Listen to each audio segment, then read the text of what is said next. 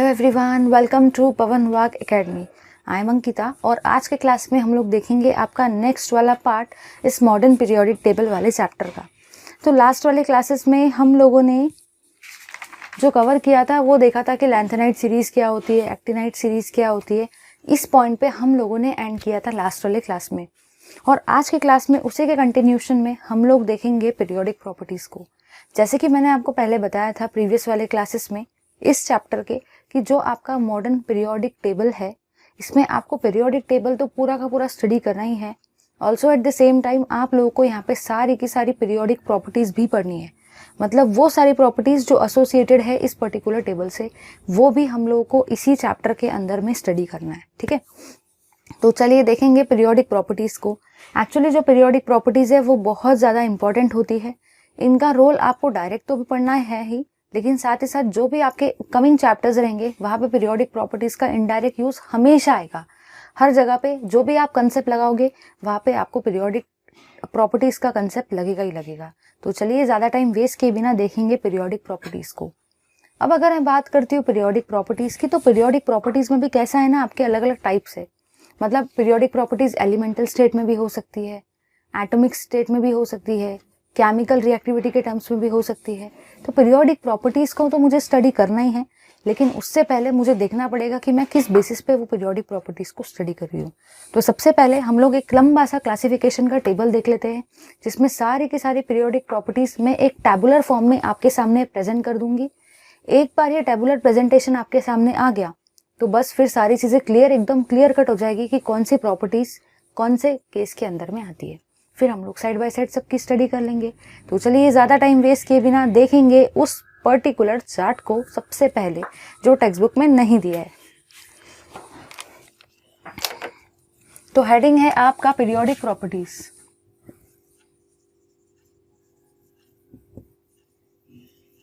और मैं बोल सकती हूँ पीरियोडिक ट्रेंड्स।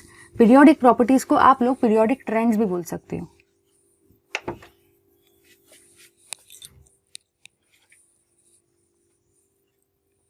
तो पहला रहेगा आपका periodic trends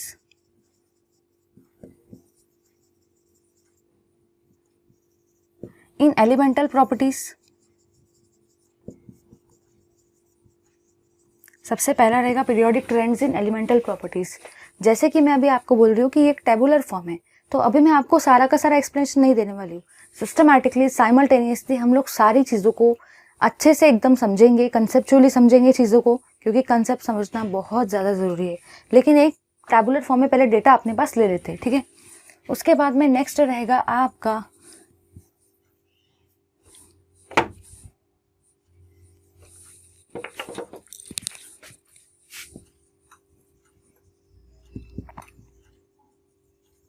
periodic trends in physical properties.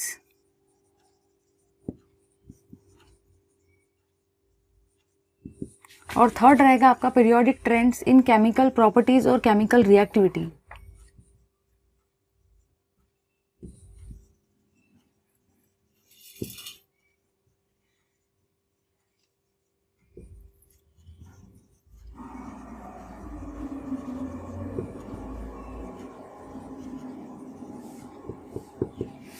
ये पहले 3 टाइप रहेंगे आपके पीरियोडिक ट्रेंड के।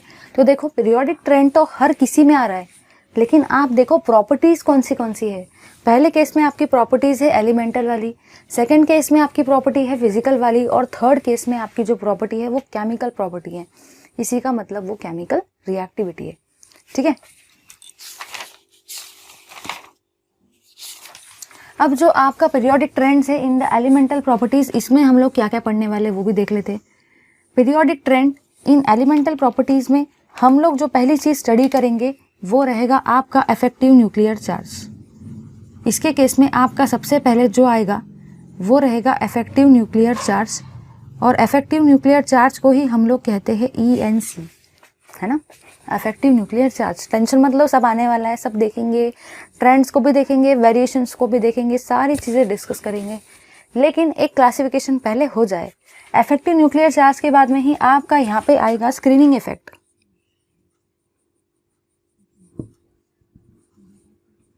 स्क्रीनिंग इफेक्ट को ही हम लोग शील्डिंग इफेक्ट भी बोलते हैं। तो यहाँ पे आपका शील्डिंग इफेक्ट भी आएगा। अगर हम बात करती हूँ फिजिकल प्रॉपर्टीज़ की, तो फिजिकल प्रॉपर्टीज़ के केस में आपकी बहुत सारी फिजिकल प्रॉपर्टीज़ यहाँ पे आने वाली है। ठीक है, जो पहली फिजिकल प्रॉपर्टीज़ आपकी आएगी पीरियोडिक ट्रेंड में वो रहेगी एटॉमिक साइज। एटॉमिक साइज को ही हम लोग एटॉमिक रेडियस भी बोलते हैं। ठीक है, जो सेकेंड टाइप रहेगा आपका वो रहेगा आयोनिक रेडियस। मतलब जो भी आपकी सेकेंड फिजिकल प्रॉपर्टी रहेगी जो आपको स्टडी करना है वो रहेगा आपका आयोनिक रेडियस और आयोनिक साइज। ठीक है, थर्ड प्रॉपर्टी जो आपकी रहेगी वो रहेगी आयोनाइजेशन एंथैल्पी।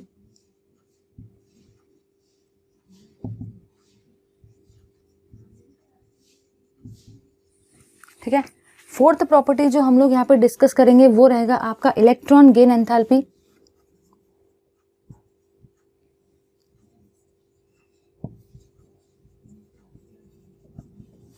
और जो फिफ्थ प्रॉपर्टी रहेंगी जो हम लोग फिजिकल प्रॉपर्टी में स्टडी करेंगे वो रहेगी आपकी इलेक्ट्रोनेगेटिविटी।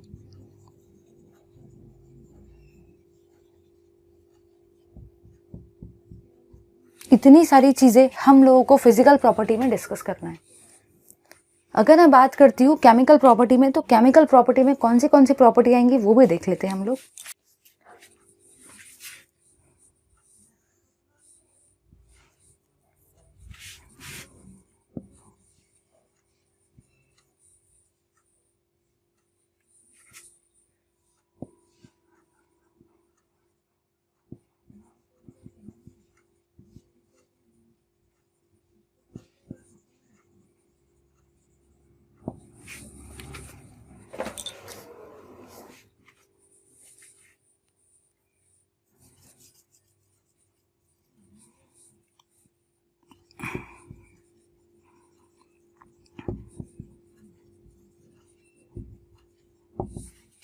तो पहला रहेगा आपका periodic trends in valency, second रहेगा आपका periodic trends in metallic and non metallic character, और थर्ड रहेगा आपका periodic trends in chemical reactivity. चलिए देखो कितने सिस्टमैटिकली हमारा चार्ट एकदम हमारे आंखों के सामने आ गया है। पूरी चीजें सारी की सारी क्लियर हो चुकी है। क्योंकि हम लोग क्या होता है ना, हमेशा पढ़ते हैं कि ये प्रॉपर्टी है वो प्रॉपर्टी है, बट यार याद ही नहीं रहता है कि ये प्रॉपर्टी आती है तो कौन सी प्रॉपर्टी के अंदर में आती है। एलिमेंटल में आती है, फिजिकल में आती है, केमिकल में आती है। पूछा कुछ और जाता है और आप बता के कुछ और आते हो। तो अगर हमारे पास में ऐसा चार्ट हो जो कि बुक में नहीं दिया है और जो हमारे सामने, तो उससे हमारी सारी चीज़ें एकदम झक्कास तरीके से क्लियर हो गई। क्लियर हो गया कि कौन सी प्रॉपर्टी किसके अंदर में आती है। अब अगर आपकी ये वाली चीज़ क्लियर हो गई कि कौन सी चीज़ किसके अंदर में आती है, तो एक्सप्लेन करना तो बहुत ईजी हो जाएगा। अब तो सिर्फ आपको कंसेप्ट समझना है, क्योंकि आपको सारी चीज़ समझ गई कि किसके अंदर में क्या आने वाला है। तो ले लो इसका स्क्रीनशॉट, बहुत बहुत बहुत काम का टेबल है। और जब ये टेबल पूरा खत्म हो जाएगा तो साथ में आपका चैप्टर भी खत्म हो जाएगा। तो बस मैं बोलूँगी तो मुझे बस इतने ही पार्ट को स्टडी करना है। अगर मैंने इतनी चीज़ स्टडी कर ली तो यहाँ पे मेरा चैप्टर भी फिर खत्म हो जाएगा। ठीक है, तो ले लो स्क्रीनशॉट। चलिए हम लोगों ने चार्ट को तो देख लिया। इससे पहले एक क्वेश्चन जो रह गया था लास्ट वाले क्लास में, उसको डिस्कस कर लेते हैं। वो क्वेश्चन है आपका प्रॉब्लम 7.4 पेज नंबर 100 पर। पेज नंबर 100 पर आपका प्रॉब्लम 7.4 है। वो लास्ट वाले क्लास में हम लोगों ने डिस्कस नहीं किया था, हालांकि मैंने उसका कंसेप्ट आपको लास्ट वाले क्लास में पूरा समझा दिया था। फिर भी एक बार फॉर्मेलिटी के तौर पर हो सकता है कि आपको वो वाली चीज़ समझने में थोड़ी प्रॉब्लम गई हो, तो एक बार उसको 1 मिनट में रिवाइज करेंगे और उसके बाद अपने चैप्टर को करेंगे। क्योंकि मुझे ऐसा नहीं लगता है कि कुछ भी छोड़ना नहीं चाहिए, सारी चीज़ें कवर करनी चाहिए। क्या पता हमने जो छोड़ा पेपर में क्वेश्चन वहीं से आ जाए। ठीक है, देखेंगे उस चीज़ को। चलिए डिस्कस करेंगे प्रॉब्लम 7.4 को, जो कि दिया है पेज 100 पर।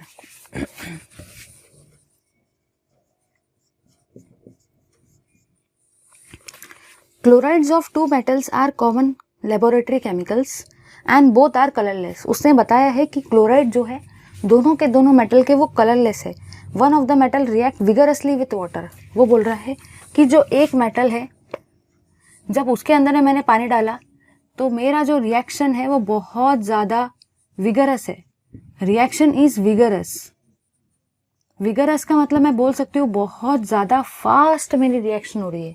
फिर उसने बोला है कि जो मैंने अदर मेटल लिया है, अदर मेटल, और अदर मेटल में जब मैंने पानी को डाला तो मेरी जो रिएक्शन है वो स्लो हो रही है, रिएक्शन जो है वो स्लो हो रही है।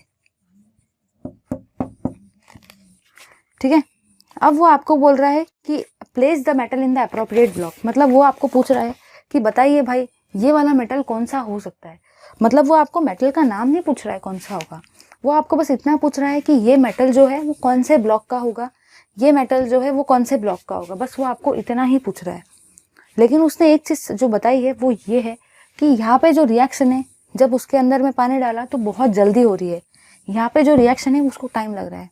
अब देखो ऐसे क्वेश्चन को करने का तरीका क्या होगा। आपको पता है कि पीरियोडिक टेबल में तो टोटल 4 ही ब्लॉक्स है, और वो कौन से हैं, एक है आपका एस, एक है पी, एक है डी और एक है एफ। क्या इसके अलावा और कोई ब्लॉक है पीरियोडिक टेबल में? नहीं। मुझे ये अच्छे से पता है कि एस ब्लॉक में सारे के सारे हैं मेटल्स और डी ब्लॉक में सारे के सारे हैं मेटल्स। ठीक है, अब यहाँ पे जो एफ ब्लॉक में तो मेटल्स है ही, लेकिन वो जो मेटल्स है वो रेडियो एक्टिव नेचर के, मतलब वो जो मेटल होते हैं ना वो बहुत ज़्यादा, क्या बोलेंगे मैं, हार्मफुल भी होते हैं, बहुत ज़्यादा डेंजरस होते हैं। हम लोग उनके साथ में रिएक्शन तो करवा ही नहीं सकते ऐसे लेबोरेटरी में।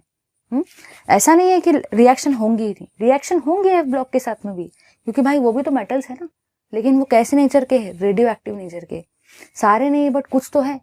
तो क्या हम लोग लैंथेनाइड्स के साथ में, एक्टिनाइड्स के साथ में जो एफ ब्लॉक के मेटल से लेबोरेटरी में कर सकते हैं क्या? नहीं। और क्वेश्चन में उसने आपको लेबोरेटरी वर्ड दे रखा है।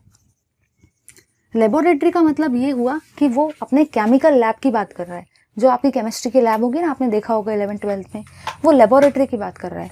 तो एफ ब्लॉक के तो हो नहीं सकते भाई, वो लैंथेनाइड एक्टिनाइड है, हम लोग उसको देखना भी दूर, रिएक्शन तो भूल की बात है। ठीक है, ऐसे नहीं कर सकते केमिकल लैब में। अब बचते एस, पी और डी।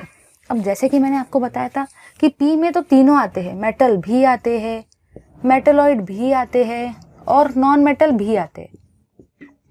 ठीक है, तो जाहिर सी बात है according to the principle of common sense कि उसने पी ब्लॉक एलिमेंट का तो नहीं पूछा है, क्योंकि उसने आपको क्लियरली बोला है कि भाई मैं मेटल के साथ में बात कर रहा हूँ, तो वो आपको पी ब्लॉक एलिमेंट का नहीं पूछ सकता है, क्योंकि पी ब्लॉक में तीनों आ रहे हैं, मेटल, नॉन मेटल, मेटलॉइड। तो पी ब्लॉक वाला किस्सा तो वैसे ही कैंसिल हो गया। एफ ब्लॉक वाला किस्सा वैसे ही कैंसिल होगा। अब बचे आपके दो, एस और डी ब्लॉक। तो इस तरीके से आपने क्वेश्चन में सॉर्टिंग कर लिया खुद से ही साइड में कि एस और डी में से मुझे प्रेडिक्ट करना है कि ये मेटल एस ब्लॉक का है या डी का है, ये मेटल एस ब्लॉक का है या डी का है। फिर देखो मैंने आपको जब प्रॉपर्टीज पढ़ाई थी लास्ट वाले क्लास में कि characteristics of various block element, तो वहां पे मैंने आपको एक चीज समझाई थी कि जो भी आपके एस ब्लॉक के एलिमेंट होते हैं, एस ब्लॉक के मतलब ग्रुप 1 और ग्रुप 2 के एलिमेंट जिसमें अल्कली और अल्केलाइन अर्थ मेटल्स आते हैं, वो बहुत ज़्यादा रिएक्टिव होते हैं, बहुत बहुत बहुत ज़्यादा रिएक्टिव होते हैं, बहुत ज़्यादा रिएक्टिव। इसका मतलब यहाँ पे वो बोल रहा है कि रिएक्शन जो है डालते से फटाक से रिएक्शन होगी, मतलब आपकी रिएक्शन बहुत ज़्यादा क्या होंगी, फास्ट। अगर रिएक्शन फास्ट होने वाली है इसका मतलब ये मेटल बहुत ज़्यादा रिएक्टिव रहने वाला है।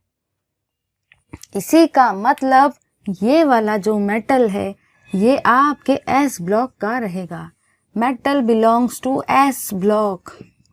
और जो आपका अदर मेटल है जहाँ पे रिएक्शन बहुत धीरे धीरे होने वाली है, अब सुनो, अगर एक मेटल है एस का तो बचा क्या, बचा डी। तो ये वाला जो मेटल रहेगा ये बिलोंग करेगा डी ब्लॉक को, belongs to D block element. ठीक है, तो बस इतना समझ लो कि एस पी डी एफ थे। एफ हम लोग लैब में तो रिएक्शन कर नहीं पाएंगे, लैंथेनाइड एक्टिनाइड है भाई वो। पी में तो तीनों है, मतलब एग्जामिनर वो नहीं पूछना चाह रहा है। अब एस और डी बचे। एस में बहुत ज़्यादा रिएक्टिव होते हैं मेटल्स, रिएक्शन बहुत ज़्यादा विगरस है, बहुत ज़्यादा फास्ट है। इसी का मतलब ये बहुत ज़्यादा रिएक्टिव है। और बहुत ज़्यादा रिएक्टिव कौन होते हैं, एस ब्लॉक के। और जो आपका अदर मेटल है जो बच गया वो डी ब्लॉक का रहेगा। आप समझ गया, ले लो स्क्रीनशॉट। चलिए ये पार्ट तो हो गया। अब हम लोग आ जाएंगे, डायरेक्टली स्विच करेंगे अपने टॉपिक को, जो कि है कोर टॉपिक इस पर्टिकुलर चैप्टर का, periodic trends in elemental properties, जिसका क्लासिफिकेशन मैंने अभी आपको थोड़ी देर पहले ही बताया था। उस वाले चीज़ को हम लोग कंसेप्चुअली समझेंगे अभी। तो अभी का टॉपिक है आपका periodic trends in elemental properties. देखेंगे उस चीज़ को, periodic trends in elemental properties.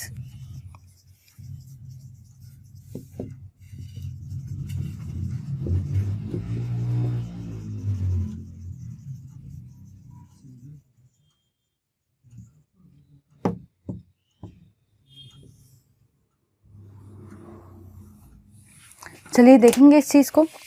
देखो, periodic trends in elemental properties में सबसे पहली एलिमेंटल प्रॉपर्टी जो हमको पढ़नी है वो है आपका अफेक्टिव न्यूक्लियर चार्ज।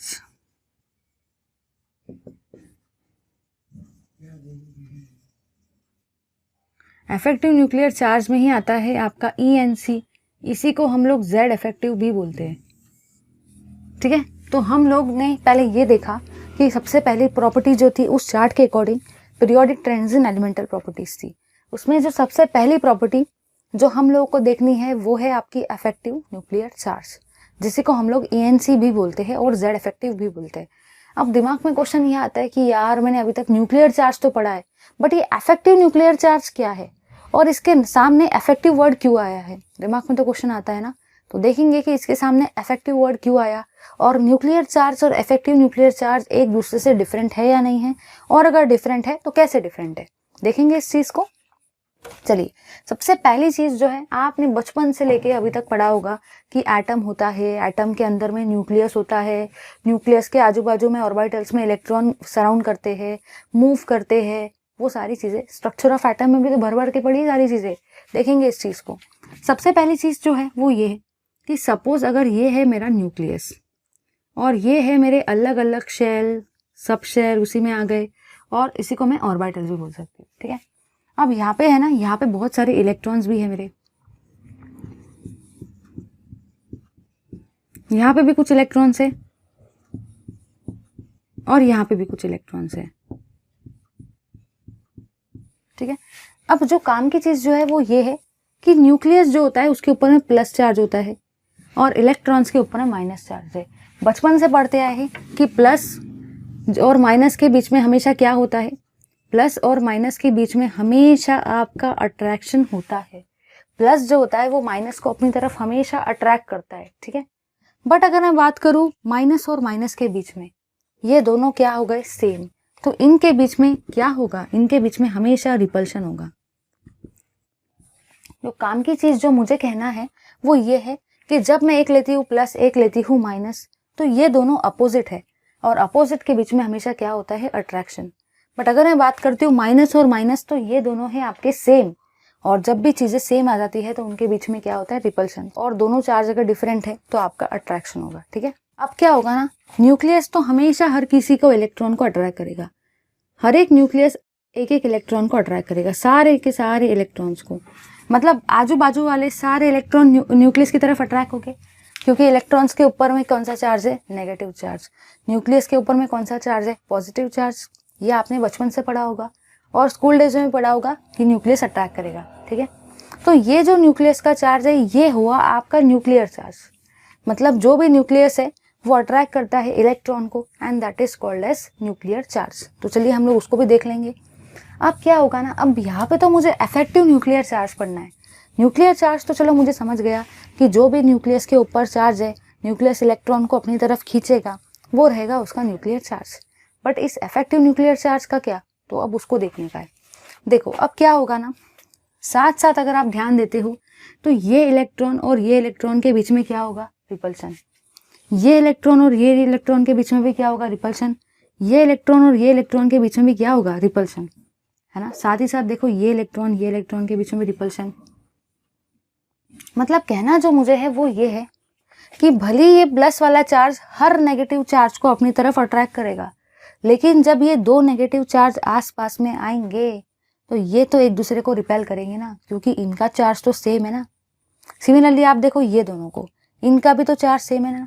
कहना मुझे ये है कि न्यूक्लियस इलेक्ट्रॉन को अगर अट्रैक्ट करेगा तो इलेक्ट्रॉन दूसरे वाले इलेक्ट्रॉन को रिपेल करेंगे।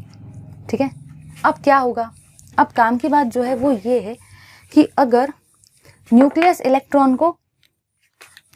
ने इलेक्ट्रॉन को अपनी तरफ अट्रैक्ट किया, ठीक है। साथ ही साथ इलेक्ट्रॉन ने इलेक्ट्रॉन को रिपेल किया, तो उसके वजह से क्या हुआ, जो भी आपका न्यूक्लियर चार्ज था, न्यूक्लियर चार्ज जो था वो डिक्रीज हुआ। न्यूक्लियर चार्ज जो था आपका डिक्रीज होता है एक्सपीरियंस्ड बाय इलेक्ट्रॉन। मतलब इलेक्ट्रॉन जितना न्यूक्लियर का चार्ज एक्सपीरियंस करना चाहिए उतना वो एक्सपीरियंस नहीं करता है, क्योंकि यहाँ पे इलेक्ट्रॉन और इलेक्ट्रॉन का भी रिपल्शन हो जाता है। अब इन दोनों का रिपल्शन अगर हो गया तो न्यूक्लियस कहाँ से इसको खींच पाएगा, अच्छे से नहीं खींच पाएगा ना, क्योंकि इनके बीच में रिपल्शन होगा तो ये और दूर जाएंगे। अगर इनके बीच में रिपल्शन होगा, दो इलेक्ट्रॉन के बीच में रिपल्शन होगा, तो ये वाला इलेक्ट्रॉन और दूर जाएगा, तो ये जो न्यूक्लियर चार्ज है ये क्या हो जाएगा, ये आपका डिक्रीज हो जाएगा। मतलब जो भी न्यूक्लियर चार्ज रहेगा, जो इलेक्ट्रॉन एक्सपीरियंस करता है, वो कहीं ना कहीं आपका डिक्रीज हो रहा है। अब आप लोग खुद सोचो कि अगर आपका न्यूक्लियर चार्ज जो है वो डिक्रीज होता है, तो कहना मुझे ये है कि आपका कुछ ना कुछ इफेक्टिव पार्ट रहेगा न्यूक्लियर चार्ज का, जो इलेक्ट्रॉन एक्सपीरियंस कर रहा है ना। पहले वो मैं अगर बोलूँगी कि न्यूक्लियर चार्ज सपोज जो इलेक्ट्रॉन एक्सपीरियंस कर रहा है, न्यूक्लियर चार्ज इलेक्ट्रॉन ने एक्सपीरियंस किया है सपोज 100%, ठीक है। इलेक्ट्रॉनिक रिपल्शन सपोज आपके हुए 25%। तो मैं को कहना ये है कि अगर मुझे इफेक्टिव न्यूक्लियर चार्ज के बारे में बताना है, इफेक्टिव न्यूक्लियर चार्ज के बारे में, तो वो कितना आएगा, 100 माइनस 25%, मतलब ये आपका 75% इफेक्टिव न्यूक्लियर चार्ज रहेगा। अब समझ में आया। तो कहना मुझे ये है कि भले न्यूक्लियर चार्ज बहुत ज़्यादा है, लेकिन इलेक्ट्रॉनिक रिपल्शन के वजह से जो आपका न्यूक्लियर चार्ज है इफेक्टिव वाला, वो कम हो जाता है, वो डिक्रीज हो जाता है 75%। तो इस चीज़ को हम लोग कहते हैं इफेक्टिव न्यूक्लियर चार्ज। मतलब उसमें से हम लोग ये वाला जो पार्ट है, रिपल्शन वाला पार्ट, उसको कम कर देते हैं और आपका फिर इफेक्टिव वाला पार्ट निकल जाता है, ठीक है, इस तरीके से। अब देखेंगे इफेक्टिव न्यूक्लियर चार्ज के डेफिनेशन को।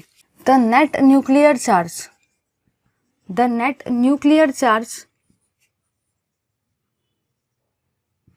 experienced by the electron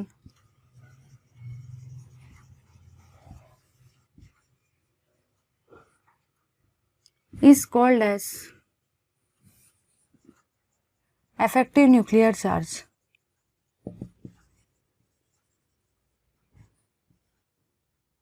और ENC।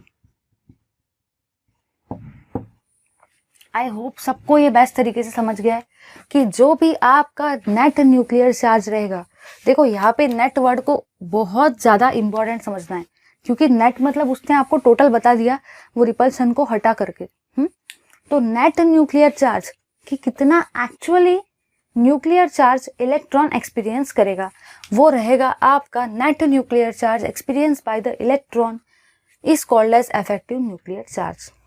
अब जो भी आपका इफेक्टिव न्यूक्लियर चार्ज है उसको हम लोग रिप्रेजेंट करते हैं, रिप्रेजेंटेड बाय Z इफेक्टिव, ठीक है। अब क्या होता है ना, हम लोग जनरली क्या पढ़ते हैं, प्रॉपर्टी की डेफिनेशन पढ़ी, उसके वेरिएशन पढ़ेंगे, फिर दूसरी प्रॉपर्टी पढ़ी, उसके वेरिएशन पढ़ेंगे। बट अगर मैं बात कर रही हूँ आपकी एलिमेंटल प्रॉपर्टीज़ की, तो यहाँ पे ऐसा नहीं कर सकते। यहाँ पे हम लोग को effective nuclear charge, screening effect, इनको साथ में पढ़ना पड़ेगा, तभी जाके हम लोग एक्चुअली लिंक कर पाएंगे कि होने वाला क्या है एटम के अंदर में, और फिर प्रॉपर्टी को समझना तो और भी इजी हो जाएगा, ठीक है। बस इतना समझ लो, net nuclear charge experience by the electron is called as effective nuclear charge. अब देखेंगे हम लोग नेक्स्ट पार्ट है आपका shielding effect.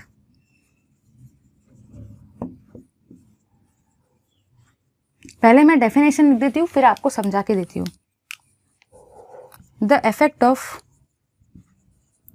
outer electrons on the inner electrons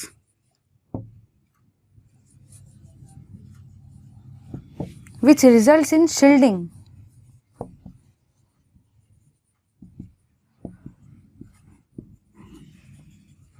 of outer electrons from the nucleus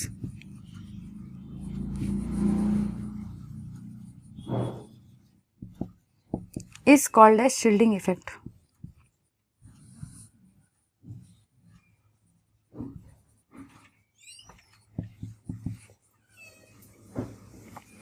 अब समझेंगे आगे। अब काम की बात जो है वो यहाँ पे ये है कि सपोज मैं ले लूँ इस चीज़ को, ठीक है, देखना है ध्यान से, ये है आपका न्यूक्लियस जिसके ऊपर है पॉजिटिव चार्ज है, ये है आपके अलग अलग टाइप के शेल्स, ठीक है, और ड्रॉ कर लेते एक दो शेल्स ताकि आइडिया आ जाए, क्लियर व्यू मिल जाए। और मैंने यहाँ पे लिया है इलेक्ट्रॉन्स को,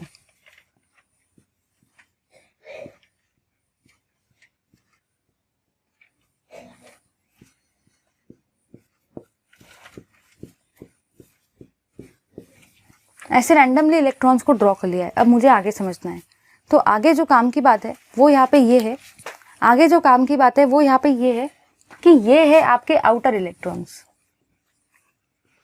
और ये वाले हैं आपके इनर इलेक्ट्रॉन्स। अब देखो क्या होगा, आउटर इलेक्ट्रॉन्स जो थे, इनर इलेक्ट्रॉन्स ने उनको धक्का मारा, आउटर इलेक्ट्रॉन्स को इनर इलेक्ट्रॉन्स ने धक्का मारा, क्योंकि इनर इलेक्ट्रॉन और आउटर इलेक्ट्रॉन के ऊपर चार्ज कैसा है, सेम, ये भी है नेगेटिव, ये भी है नेगेटिव, इनके ऊपर चार्ज सेम है। अगर इनके ऊपर चार्ज सेम है तो ये दोनों रिपेल होंगे, ये दोनों एक दूसरे से रिपेल होंगे ना, दोनों दूर जाएंगे, क्योंकि ये भी है नेगेटिव, ये भी है नेगेटिव। अब जो काम की बात है वो यहाँ पे ये है कि अगर इनर के इलेक्ट्रॉन्स आउटर के इलेक्ट्रॉन्स को बाहर की तरफ धक्का मारते हैं, सिमिलरली इस वाले इनर इलेक्ट्रॉन ने भी इसको बाहर की तरफ धक्का मारा, क्योंकि इनके बीच में रिपल्शन होने वाला है, हर किसी के पास में एक दूसरे के साथ में रिपल्शन होगा।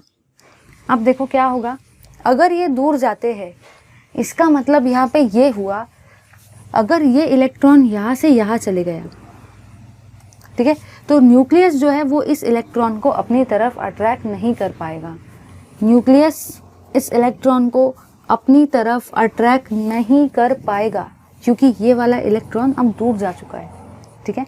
मतलब कहना मुझे ये है कि जो भी आपके अंदर वाले इलेक्ट्रॉन थे, जिनको मैंने इनर इलेक्ट्रॉन्स कहा है, वो एक बाउंड्री की तरह एक्ट कर रहे हैं, वो एक स्क्रीन की तरह एक्ट कर रहे हैं, जिसके वजह से न्यूक्लियस बाहर वाले इलेक्ट्रॉन को अपनी तरफ अट्रैक्ट नहीं कर पा रहा है, न्यूक्लियस बाहर वाले इलेक्ट्रॉन को अपनी तरफ खींच नहीं पा रहा है, क्योंकि अंदर वाले इलेक्ट्रॉन ने एक शील्ड की तरह एक्ट किया है। अब आप लोग खुद सोचो, अगर सपोज सन जो है, समझ लो इस चीज़ को, बहुत अच्छे समझ में आएगा। अगर सपोज आपके खिड़की के बाहर एक सन है, ठीक है, और आप अंदर बैठे हो, तो सन का उजाला आपकी तरफ खिड़की में से आ जाएगा। सन अगर वहाँ पे है, सनलाइट आ रही है, आप अपने घर में खिड़की के पास बैठे हो, तो सनलाइट आपको आएगी, आपके ऊपर आएगी, सनलाइट आएगी। बट अगर आपने उस खिड़की में पर्दा लगा दिया है ना, कर्टन लगा दिया, पर्दा लगा दिया उस खिड़की में, तो क्या वो सनलाइट आपके ऊपर आ पाएगी? नहीं आ पाएगी, है ना। इसका मतलब वहाँ पे जो वो पर्दा है वो एक शील्ड की तरह एक्ट कर रहा है, वो एक स्क्रीन की तरह एक्ट कर रहा है, जिसके वजह से वो सनलाइट आपके ऊपर नहीं आ पा रही है ना। इन द सेम फैशन, अगर ये न्यूक्लियस आपकी सनलाइट है और ये इलेक्ट्रॉन आउटर वाले आप हो, तो क्या हुआ, ये जो न्यूक्लियस है का चार्ज है वो इस आउटर इलेक्ट्रॉन की तरफ नहीं जा पा रहा है, क्योंकि अंदर वाले इलेक्ट्रॉन एक स्क्रीन की तरह एक्ट कर रहे हैं, एक पर्दे की तरह एक्ट कर रहे हैं, कर्टन की तरह एक्ट कर रहे हैं अंदर वाले इलेक्ट्रॉन। अगर ये कर्टन की तरह एक्ट करेंगे तो क्या न्यूक्लियस बाहर वाले इलेक्ट्रॉन्स को अपनी तरफ अट्रैक्ट कर पाएगा? नहीं कर पाएगा, है ना। तो कहना मुझे ये है कि जो आपके अंदर वाले इलेक्ट्रॉन थे उन्होंने एक शील्ड की तरह एक्ट किया, है ना, एक स्क्रीन की तरह एक्ट किया। इसीलिए इस शील्डिंग इफेक्ट को हम लोग स्क्रीनिंग इफेक्ट भी बोलते हैं। स्क्रीनिंग इफेक्ट, उसका रीज़न ये है क्योंकि वो जो है वो एक कर्टन की तरह, एक स्क्रीन की तरह एक्ट कर रहा है, ठीक है, जिसके वजह से ये इसको खींच नहीं पाया। तो ये हुआ आपका स्क्रीनिंग इफेक्ट। स्क्रीनिंग इफेक्ट को समझना थोड़ा सा डिफिकल्ट काम है, क्योंकि स्क्रीनिंग इफेक्ट वैसे दिखता नहीं है। अब ये चीज़ें क्या हम लोग को इमेजिन करनी पड़ रही है, आइटम ऐसे दिखता थोड़ी है। बट कर्टन वाला एग्जाम्पल मेरे ख्याल से तो बेस्ट है। पर्दा लगा दिया, सनलाइट नहीं आएगा, उसने स्क्रीन की तरह एक्ट किया, तो इस तरीके से हमारी चीज़ें क्लियर हो जाती है। इसी तरीके से ये वाले अंदर वाले इलेक्ट्रॉन भी एक स्क्रीन की तरह एक्ट करेंगे, शील्ड की तरह एक्ट करेंगे। तो ये रहा आपका शील्डिंग इफेक्ट। काम की चीज़ जो है वो ये है कि शील्डिंग इफेक्ट को हम लोग रिप्रेजेंट करते हैं, represented by shielding constant. Shielding constant से हम लोग इसको रिप्रेजेंट करते हैं और वो होता है सिग्मा, ठीक है। ये हुआ आपका शील्डिंग कांस्टेंट। अब जैसे कि शील्डिंग इफेक्ट को स्क्रीनिंग इफेक्ट भी बोलते हैं, क्योंकि वो स्क्रीन की तरह एक्ट कर रहे हैं, तो शील्डिंग कांस्टेंट को स्क्रीनिंग कांस्टेंट भी बोल सकते हैं। तो इसको हम लोग स्क्रीनिंग कांस्टेंट भी बोलते हैं। जब मुझे इसको पढ़ना है तो मुझे इसको भी पढ़ना पड़ेगा, क्योंकि ये दोनों का एक दूसरे के साथ में लिंक्ड है।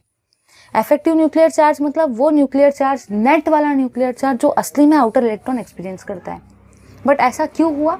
क्योंकि इन दोनों के बीच में रिपल्शन हुआ, जिसकी वजह से इसने एक स्क्रीन की तरह एक्ट किया। समझा या नहीं? ले लो इसका स्क्रीनशॉट। चलिए, अब हम लोगों ने जेड इफेक्टिव और स्क्रीनिंग इफेक्ट को तो देख लिया कि इफेक्टिव न्यूक्लियर चार्ज एक्चुअली क्या होता है और स्क्रीनिंग इफेक्ट क्या होता है। ये सारी चीज़ें तो डिस्कस कर ली, लेकिन अब काम की जो चीज़ है वो यहाँ पे ये है कि हम लोगों ने इसके ट्रेंड को स्टडी नहीं किया। कि मतलब हम लोग जब पीरियोडिक टेबल में मूव करते हैं, चाहे हम लोग अलोंग द पीरियड मूव कर रहे हो या अलोंग द ग्रुप मूव कर रहे हो, तो हम लोग को ये भी तो देखना पड़ेगा ना कि जेड इफेक्टिव जो है वो कैसे वैरी कर रहा है, वो इंक्रीज़ हो रहा है या डिक्रीज़ हो रहा है। सिमिलरली हम लोग को ये भी देखना है कि जो आपका स्क्रीनिंग इफेक्ट है वो इंक्रीज़ हो रहा है या डिक्रीज़ हो रहा है। ये सारी चीज़ें को कहा जाता है ट्रेंड्स। ट्रेंड्स में हम लोग हमेशा, जब भी मैं आपको किसी भी प्रॉपर्टी का ट्रेंड समझाऊंगी तो आपको बस दिमाग में फिट कर लेना है कि हम लोग देखने वाले हैं कि पीरियोडिक टेबल के पीरियड में उसका ट्रेंड क्या रहेगा, उसका वेरिएशन क्या रहेगा, कैसे इफेक्ट करेगा वो, और साथ ही साथ ग्रुप में भी कैसे क्या होगा। तो चलिए ज़्यादा टाइम वेस्ट किए बिना स्टडी करते हैं ट्रेंड्स को। ठीक है, टॉपिक है आपका trends in the Z effective and screening effect value. Trends in the Z effective and screening effect in periodic table.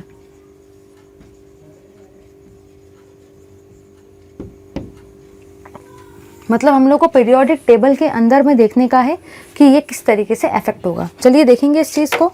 सबसे पहले तो हम लोग अपने कंसेप्ट को समझते। सबसे पहले जब बात यह है कि जब भी मैं हमेशा हॉरिजॉन्टल लाइन में जाऊंगी तो मैं उसको बोलूँगी अलोंग द पीरियड। दिमाग में इतना फिट कर लेना है कि अगर मैंने आपको अलोंग द पीरियड बोला है, अभी नहीं, आने वाली सारी प्रॉपर्टीज़ में, तो आपको इतना समझ लेना है कि मैंने पीरियोडिक टेबल में हॉरिजॉन्टल लाइन की बात की है। ठीक है, अगर मैं आपको अलोंग द ग्रुप बोलती हूँ, अलोंग द ग्रुप, तो अलोंग द ग्रुप में आपको दिमाग में इतनी चीज़ फिट कर लेनी है कि अलोंग द ग्रुप का मतलब ही रहेगा आपका अक्रॉस द कॉलम। तो दोनों चीज़ें बहुत ज़्यादा मैटर करती है। अगर कहीं पे पूछा जाए अलोंग द पीरियड, मतलब आपको हॉरिजॉन्टल लाइन में बात करना है कि वो किस तरीके से वैरी करेगा। कहीं पे भी अगर आ जाए अलोंग द ग्रुप तो आपको वर्टिकल लाइन में बात करनी है। ठीक है, चलिए ये चीज़ तो हो गई। अब काम की चीज़ जो है उसको हम लोग स्टडी करेंगे। अब देखो, बुक में जैसा दिया है ना, हम लोग वैसा का वैसा नहीं पढ़ने वाले, क्योंकि बुक में वो एक ही चीज़ को एक्सप्लेन करने के लिए उन्होंने आधा आधा पेज लिया है बुक का। हम लोग को इतना आधा आधा पेज पढ़ने का कोई ज़रूरत नहीं है। हम लोग को एक्चुअली कंसेप्ट को समझना है और अपने लैंग्वेज में एकदम ईजी तरीके से, बेस्ट तरीके से अंडरस्टैंडिंग हमारी क्लियर होनी चाहिए, ऐसे नोट्स बनाने हैं। तो मैं आपको वैसा ही बना के दूंगी, तो देखेंगे उस चीज़ को। अब देखो क्या होता है ना, सपोज अगर मैं लेफ़्ट टू राइट जा रही हूँ, लेफ़्ट टू राइट, तो ये कुछ इस तरीके से, लेफ़्ट टू राइट जाने से मेरा एटम जो है उसका साइज़ कुछ इस तरीके से रहता है। ये सारे रीज़न हम लोग देखेंगे कि ये एक्चुअली क्या हो रहा है। ये सारी चीज़ें हम लोग स्टडी करने वाले हैं। साथ ही साथ मैं नीचे पे जाने का बता देती हूँ कैसे क्या रहने वाला है। एक बार अगर मेरा कंसेप्ट क्लियर हो गया तो सारी चीज़ें मेरे लिए अपने आप ऑटोमेटिकली क्लियर हो जाएगी। सेंटर में हर किसी के मैं न्यूक्लियस को ड्रॉ कर देती हूँ, हर किसी के सेंटर में न्यूक्लियस को ड्रॉ कर देते हैं।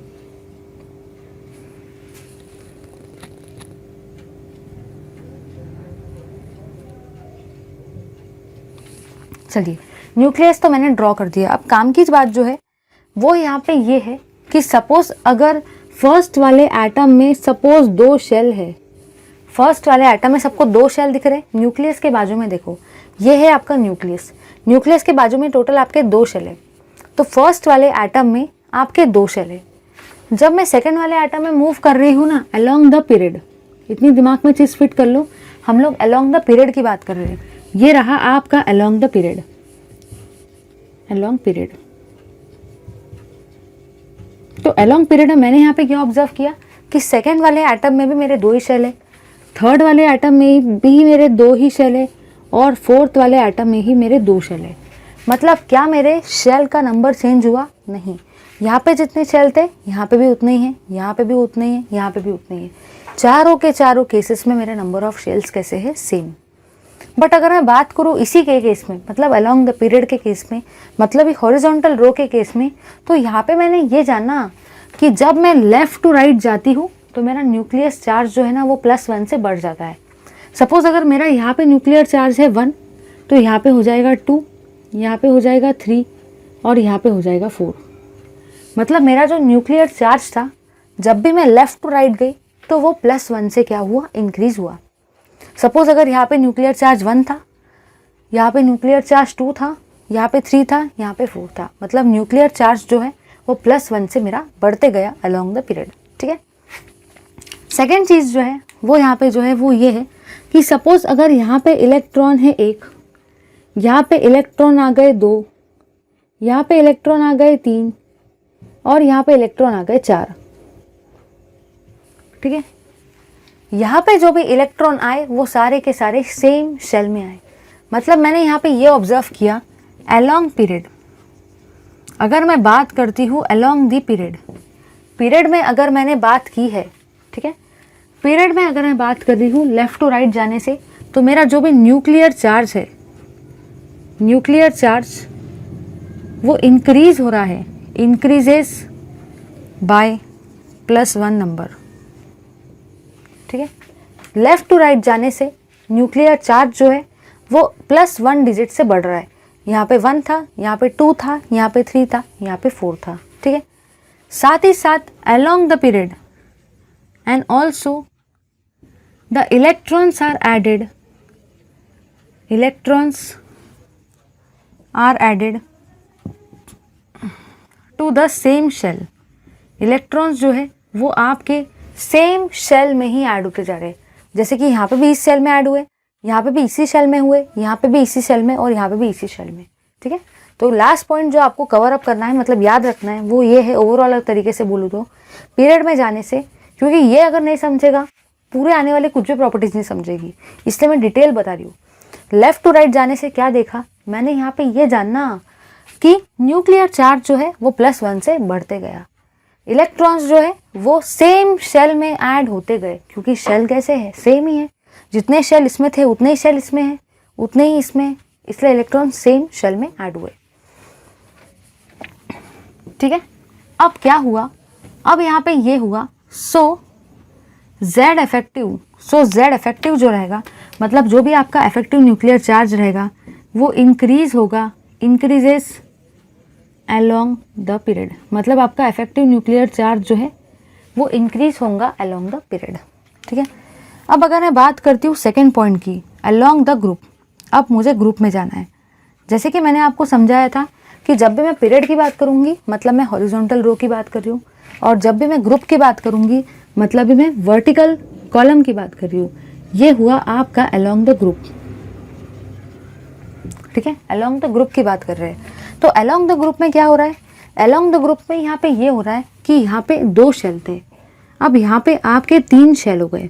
मतलब आपका जो भी एक एक शेल है ना वो ऐड होते जा रहा है। जैसे कि यहाँ पे सिर्फ 2 ही शेल थे, जब मैं इसके नीचे आई तो अब कितने शेल हो गए, 3 शेल हो गए। अब और अगर मैं नीचे जाऊंगी तो इसमें 4 शेल हो जाएंगे,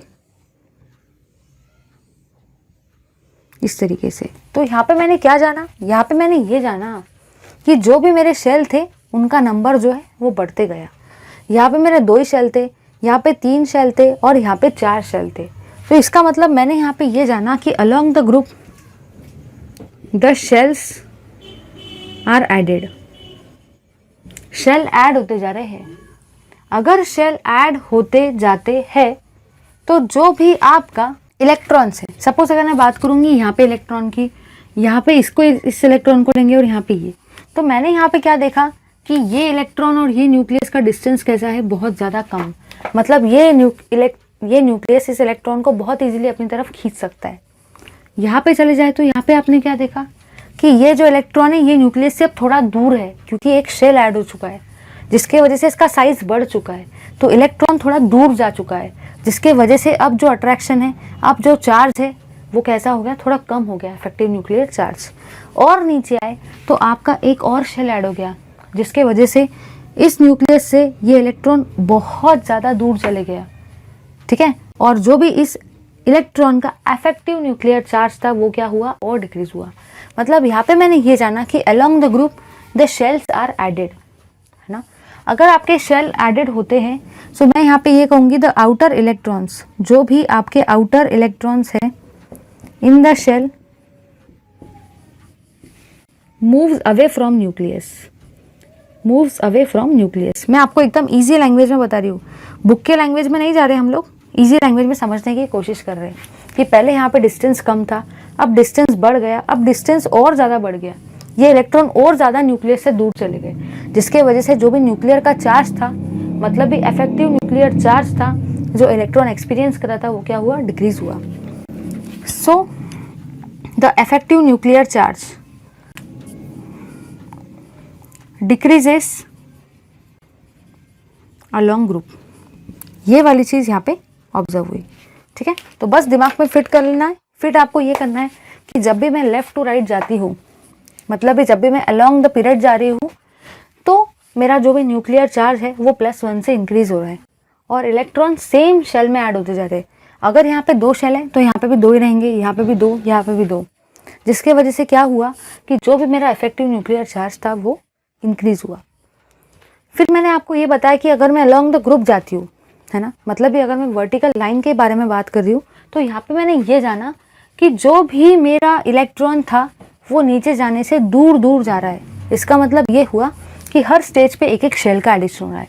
यहाँ पे अगर 2 शेल थे तो यहाँ पे 3 आ गए, यहाँ पे 4 आ गए, मतलब मेरे शेल का एडिशन हुआ। सेकेंड थिंग, शेल के एडिशन से इलेक्ट्रॉन न्यूक्लियस से और ज़्यादा दूर दूर चले गए, जिसके वजह से जो भी मेरा न्यूक्लियर चार्ज था इस इलेक्ट्रॉन का जो ये एक्सपीरियंस कर रहा था वो और भी ज़्यादा कम हो गया, क्योंकि ये इलेक्ट्रॉन और दूर चले गए न्यूक्लियस से, इसलिए आपका इफेक्टिव न्यूक्लियर चार्ज डिक्रीज हुआ। ठीक है, चलिए इस पार्ट का स्क्रीनशॉट ले लो। चलिए अब अगर मैं हेडिंग को पढ़ूँ तो हेडिंग का नाम ही है trends in the Z effective and effect screening effect. तो हम लोगों ने जेड इफेक्टिव को तो डिस्कस कर लिया कि वो पीरियड में और ग्रुप में कैसे वैरी करेंगे, बट फिर भी दिमाग में क्वेश्चन तो आया होगा कि भाई स्क्रीनिंग इफेक्ट का क्या हुआ। तो जो भी आपका स्क्रीनिंग इफेक्ट रहता है, स्क्रीनिंग इफेक्ट जो होता है वो ऑलमोस्ट कांस्टेंट रहता है along the period, almost remains constant. Screening effect आपका ऑलमोस्ट कांस्टेंट रहता है अलोंग पीरियड, लेकिन जो भी आपका स्क्रीनिंग इफेक्ट रहेगा, स्क्रीनिंग इफेक्ट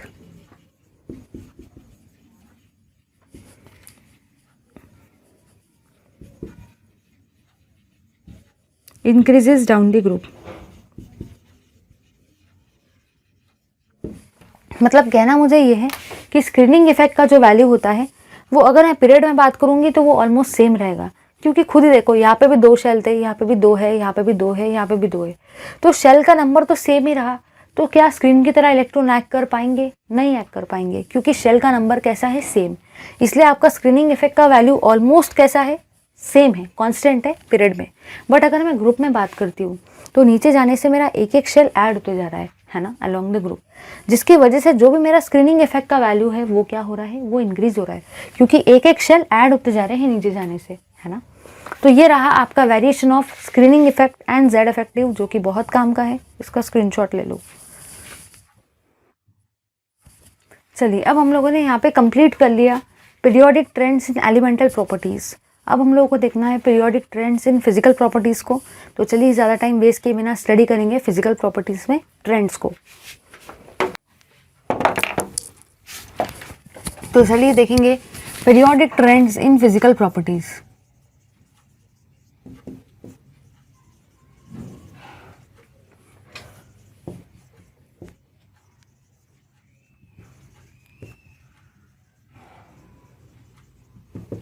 अगर मैं बात करती हूँ फिजिकल प्रॉपर्टीज़ के पीरियोडिक ट्रेंड्स की, तो हमें सबसे पहली चीज़ तो पता होनी चाहिए कि भाई फिजिकल प्रॉपर्टीज़ ये होता क्या क्या है।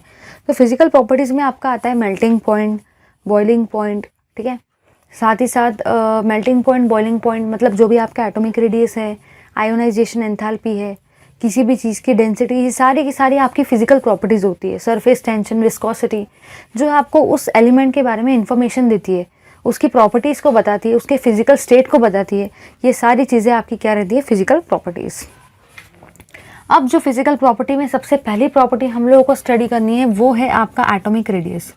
जैसे कि मैंने आपको इसी लेक्चर में समझा दिया है कि किस तरीके से क्लासिफिकेशन पढ़ने वाले हैं हम लोग। तो चार्ट तो आप सबके पास में ऑलरेडी है, सिर्फ हम लोग को इतना ही देखना है कि एक्चुअली ये सारी चीज़ें प्रॉपर्टीज़ क्या क्या है, कंसेप्ट क्या क्या है। तो समझते हैं इसमें। पहले मैं एक बार इसको लिख लेती हूँ, फिर समझते हैं। The half of internuclear distance, the half of internuclear distance between the two adjacent atoms, between the two adjacent atoms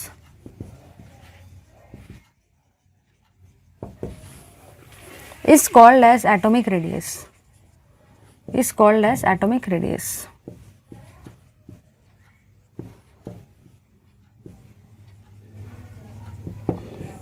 मतलब एटॉमिक रेडियस ये कहता है कि half of internuclear distance between the two adjacent atom is called as atomic radius. चलिए अब हम लोग देखेंगे एटॉमिक रेडियस को किस तरीके से। सपोज ये है आपका एक एटम, क्योंकि आपको इस डेफिनेशन के अंदर में ही बोला गया है एडजेसेंट एटम, एडजेसेंट एटम बोले गए हैं, वो भी 2। इसका मतलब आपको 2 एटम लेने पड़ेंगे जो कि एक दूसरे के एडजेसेंट में हो। एक एटम दूसरा एटम, ठीक है। पहले एटम का न्यूक्लियस है आपका यहाँ पे, सेकेंड एटम का न्यूक्लियस है आपका यहाँ पे, ठीक है। ये हुआ इसका न्यूक्लियस। अब ये जो भी आपका डिस्टेंस है ना, इस डिस्टेंस को कहा जाता है इंटर न्यूक्लियर डिस्टेंस। इस डिस्टेंस को कहा जाता है इंटर न्यूक्लियर डिस्टेंस। और जो भी आपका एटॉमिक रेडियस होता है, एटॉमिक रेडियस, इसी का मतलब होता है कि जो भी आपका इंटर न्यूक्लियर डिस्टेंस है, इंटर न्यूक्लियर डिस्टेंस अपॉन 2, इसको हम लोग बोलते हैं एटॉमिक रेडियस, ठीक है। तो काम की बात जो है यहाँ पे वो ये है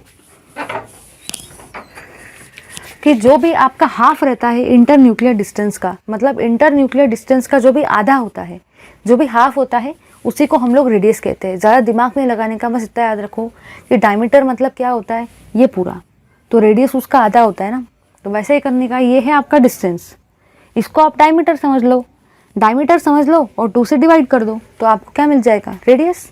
बस मैंने वही किया है, इंटर न्यूक्लियर डिस्टेंस को 2 से डिवाइड कर दिया है, तो मुझे रेडियस मिल गया। आप उस इंटर न्यूक्लियर डिस्टेंस को अपने मन में डायमीटर समझ के चलो, तो दिमाग में क्वेश्चन क्लियर हो जाएगा। चलिए काम की बात जो है यहाँ पे ये है कि ये भी है यहाँ पे आपका एटम, ये भी है यहाँ पे आपका एटम, क्योंकि इस रेडियस का नाम ही है एटॉमिक रेडियस।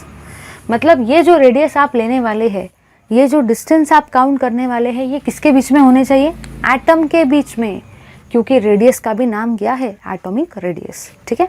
तो ले लो इसका स्क्रीनशॉट। चलिए और थोड़ा सा मूव करेंगे ट्रेंड्स की तरफ। अब हम लोगों ने एटॉमिक रेडियस को तो समझ लिया कि एटॉमिक रेडियस क्या होता है, half of inter nuclear distance between 2 adjacent atom, क्योंकि रेडियस का नाम भी क्या है, एटॉमिक रेडियस, ठीक है। याद रखना है इंटर न्यूक्लियर डिस्टेंस से आपका डायमीटर होता है। अब हम लोग क्या करेंगे ना, हम लोगों ने इसको समझ तो लिया है, अब हम लोग देखते हैं इसके ट्रेंड को कि ट्रेंड एक्चुअली क्या है इसमें। चलिए अब हम लोग ट्रेंड को देखेंगे, ट्रेंड्स इन एटॉमिक रेडियस।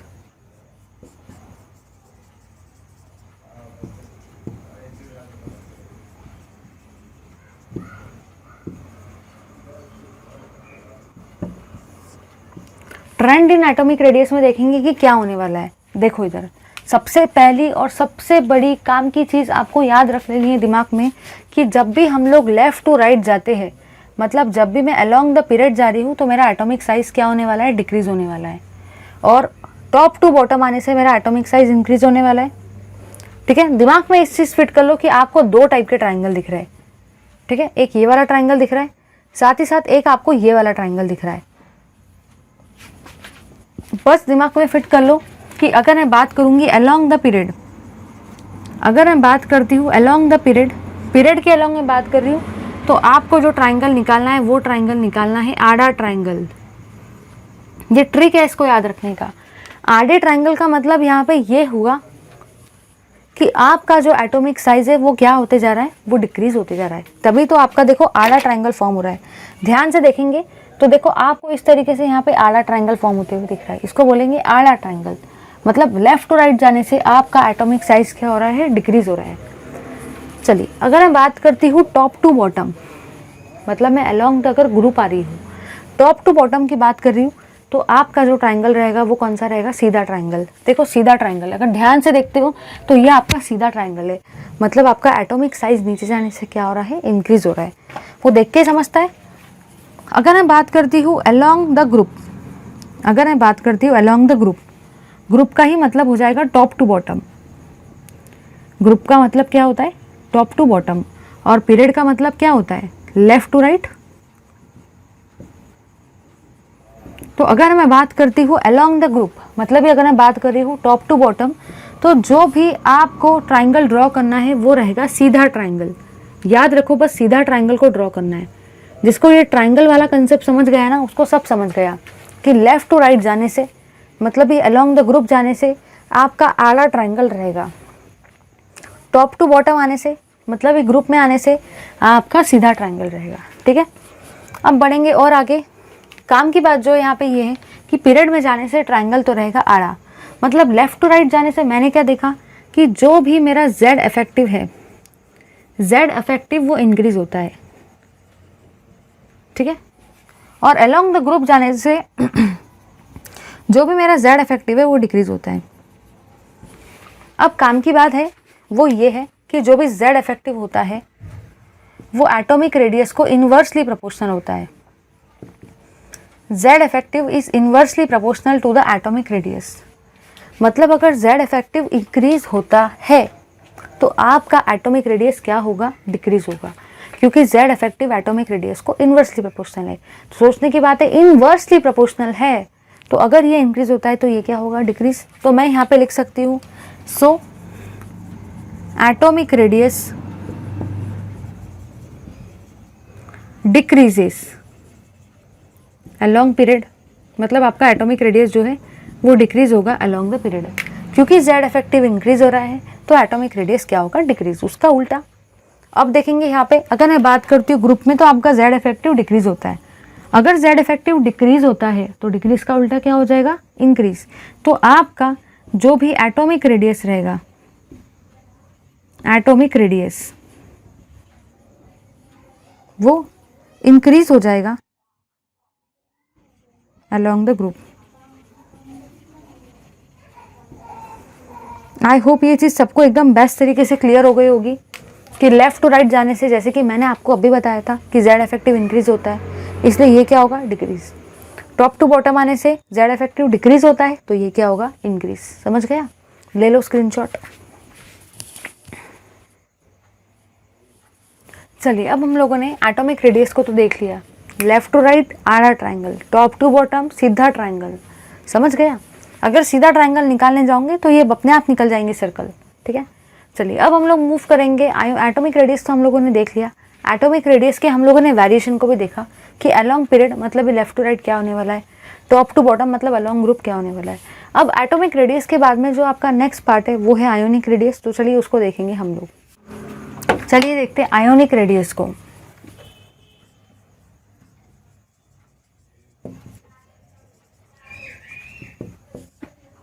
सबसे पहले तो मैं इसके डेफिनेशन को लिख लेती हूँ, फिर हम लोग समझेंगे इसको। The half of internuclear distance, the half of internuclear distance between two adjacent ions is called as ionic radius।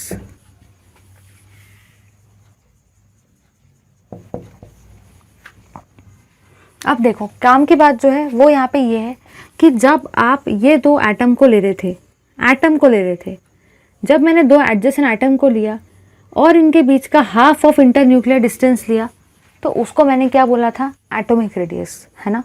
क्योंकि यहाँ पे मैंने अगर एटम लिए हैं, सपोज अगर ये भी है एटम और ये भी है एटम, तो half of internuclear distance between two atom, उसका नाम क्या रहेगा, एटॉमिक रेडियस। अब इसका नाम है आयोनिक रेडियस। जब एटम के बीच का इंटरन्यूक्लियर डिस्टेंस का आधा लिया था एटम के बीच का, तो रेडियस का नाम भी क्या था, एटॉमिक रेडियस। अब अगर मैं बात कर रही हूँ आयोनिक रेडियस की, तो कॉमन सेंस मेरा जो है वो ये कहता है कि एटम के जगह पे यहाँ पे भी आ जाएगा आयन, यहाँ पे भी आ जाएगा आयन। मतलब डेफिनेशन में कोई फ़र्क पड़ा क्या, नहीं।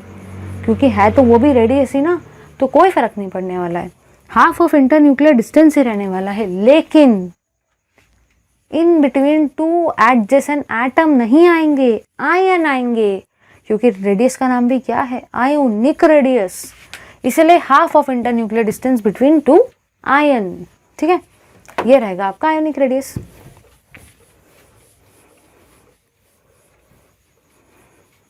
अब थोड़ा सा हम लोग समझ लेते हैं आयोनिक रेडियस को। जो भी आपका आयोनिक रेडियस है,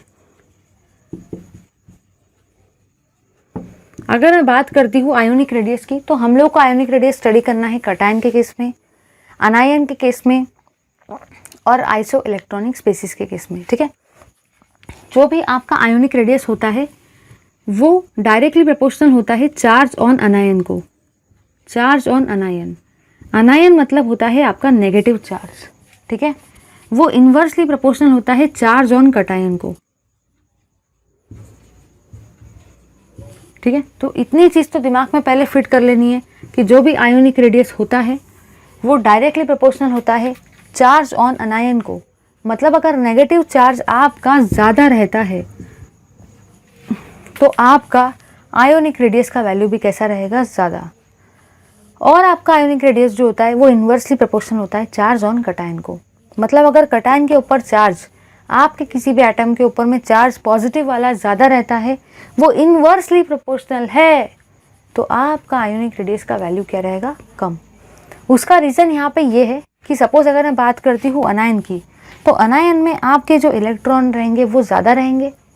अगर अनायन में आपके इलेक्ट्रॉन ज़्यादा रहेंगे तो आपका इफेक्टिव न्यूक्लियर चार्ज कम रहेगा, और इफेक्टिव न्यूक्लियर चार्ज जो होता है वो रेडियस को इन्वर्सली प्रोपोर्शनल होता है। तो अगर इफेक्टिव न्यूक्लियर चार्ज कम रहेगा तो रेडियस आपका कैसे रहेगा, ज़्यादा। यही वाला कंसेप्ट यहाँ पे अप्लाई करना है।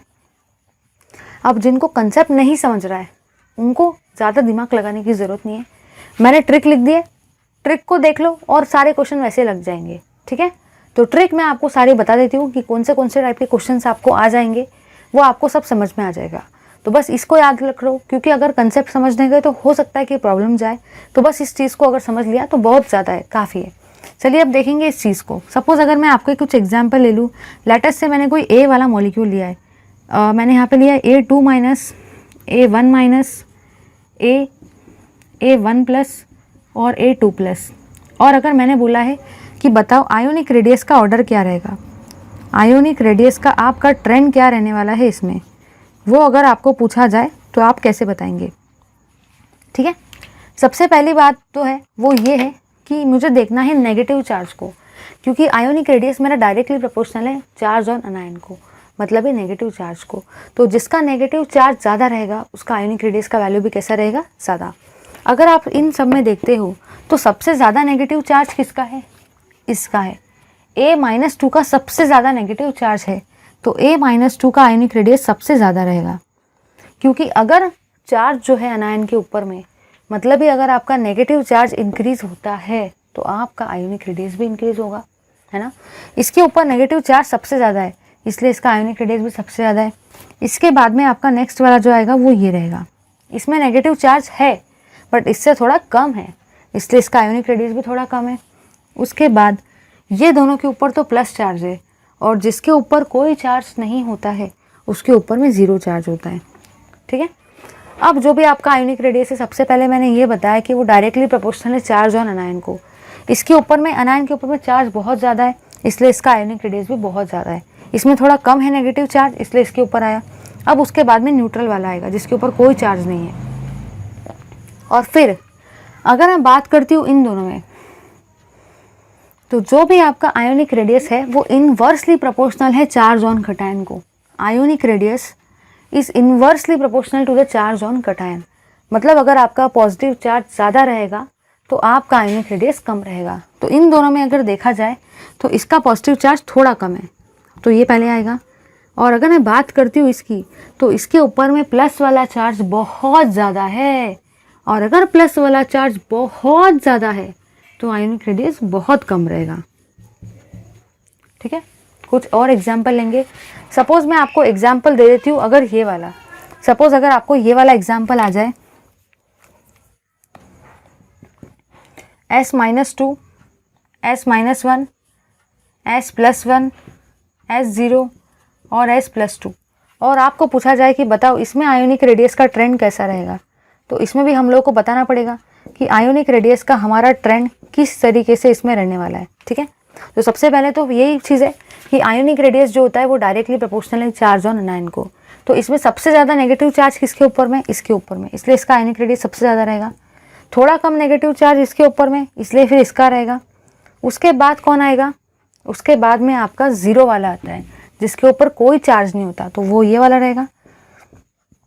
उसके बाद में A1+, मतलब जिसके ऊपर में कम वाला पॉजिटिव चार्ज है, मतलब S1+, और उसके बाद में आपका आएगा S2+।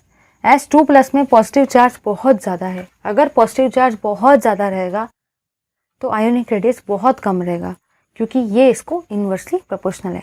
ठीक है, ले लो इसका स्क्रीनशॉट। चलिए, ये तो मुझे समझ गया। अब थोड़ा सा और आगे बढ़ते हैं। अब जो काम की बात है वो यहाँ पे ये है कि जो भी आपका कटायन होता है, cation has lower ionic radius, cation का आयोनिक रेडियस आपका जो रहता है, cation has lower ionic radius. ठीक है, और जो भी आपका अनायन रहेगा, anion has higher ionic radius. I hope आपको एकदम बेस्ट तरीके से समझ गए। ये डायरेक्टली प्रोपोर्शनल है इसलिए ये ज़्यादा रहेगा, ये इन्वर्सली प्रोपोर्शनल है इसलिए कम रहेगा। ठीक है, बट अगर आपको सपोज अगर आइसो इलेक्ट्रॉनिक स्पेसिस आ जाए तो फिर ऐसे केस में क्या करेंगे, समझते हैं इस चीज़ को कि क्या रहेगा इसके केस में। ठीक है, चलिए देखेंगे इस चीज़ को, समझ लेते हैं पूरा अच्छे से।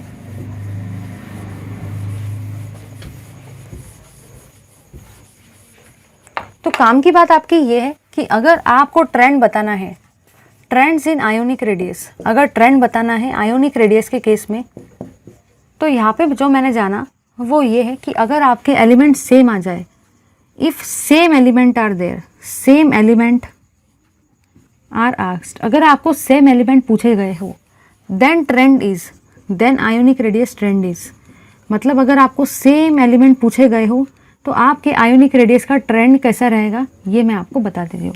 ट्रेंड जो रहेगा वो कुछ इस फैशन में रहेगा, A-2, A-1, A0, A+1 और A+2, ये रहेगा आपका ट्रेंड।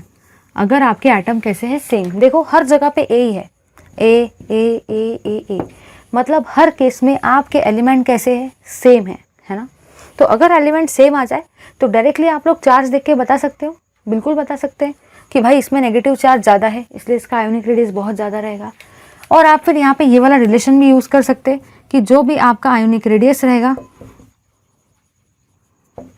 वो डायरेक्टली प्रोपोर्शनल रहेगा चार्ज ऑन अनायन को और इन्वर्सली प्रोपोर्शनल रहेगा चार्ज ऑन कटायन को। ठीक है, चलिए अब हम लोग थोड़ा और मूव आगे करेंगे। अगर आपको केस ऐसा आ जाए, if different element is asked, अगर आपको डिफरेंट एलिमेंट आ जाए, आर आस्क्ड, ठीक है, जैसे कि अगर कोई एलिमेंट आ जाए आपको, लेटस से आपको कोई अलग अलग एलिमेंट आ जाए, जैसे कि ऑक्सीजन आ जाए, नाइट्रोजन आ जाए, फ्लोरीन आ जाए, तो ऐसे केस में फिर अब आप क्या करेंगे? दिमाग में क्वेश्चन तो आता है ना कि यहाँ पे तो भाई मेरे सारे के सारे एलिमेंट सेम है तो मैं आयोनिक रेडियस बता सकता हूँ, बट उन एलिमेंट्स का क्या जब मेरे एलिमेंट्स डिफरेंट आ जाए तब मैं क्या करूँगा आयोनिक रेडियस बताने के लिए? दिमाग में क्वेश्चन आता है, तो अब हम लोग करेंगे उस कंसेप्ट को सॉल्व। तो सेकंड मेरा जो कंसेप्ट है वो ये कहता है कि अगर मेरे एलिमेंट डिफरेंट आ जाए then firstly count number of electrons, then firstly count number of electrons, मतलब आप नंबर ऑफ इलेक्ट्रॉन्स को काउंट करेंगे। ठीक है, सेकंड थिंग जो आपको यहाँ पे याद रखनी है वो ये है, अगर आपका चार्ज है 1+ तो आप करेंगे